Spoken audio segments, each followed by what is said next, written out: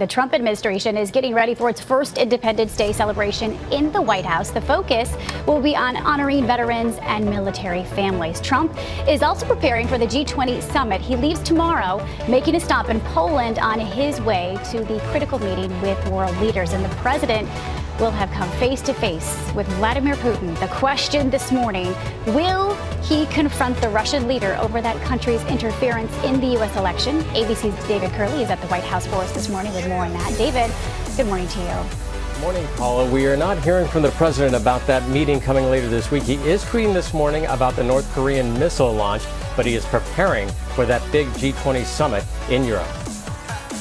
This morning, ahead of his big meeting, the president has been dialing for diplomacy, calling nearly 10 world leaders. But it is his first face-to-face with Vladimir Putin, the man accused of meddling in the U.S. elections, that will get attention. Two men who during the campaign spoke glowingly of each other. Putin, he said Donald Trump is a genius. Putin praising Trump. Он яркий очень человек, талантливый, без всяких сомнений. Leading some Democrats wondering if all these kind words led to cooperation during the presidential campaign. The election hacking, contacts between several Trump confidants with Russians, and possible collusion. Now the subject of congressional and a special counsel investigation. For several years, Mr. Trump stated he had met the Russian leader. Tough guy. I met him once. But now says this will be their first face-to-face. You know, Yeah, I've you never said met for him. 3 years, 13, 14, and 15, that you did have a relationship. I have with him. No, look, what do you call a relationship? I mean, he treats me I'm with asking you. great respect.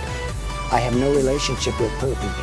I don't think I've ever met him. I never met him. I don't think I've ever met him. Syria, Ukraine, just two friction points. The Russians also say they want their two U.S. diplomatic compounds back, facilities shut down by President Obama for the Russian interference in the elections. The Trump White House won't say if the elections will be part of the discussion with Putin. This is very important for us to make a statement that Russia does not meddle, not just in our elections, here and the future, but in our allies.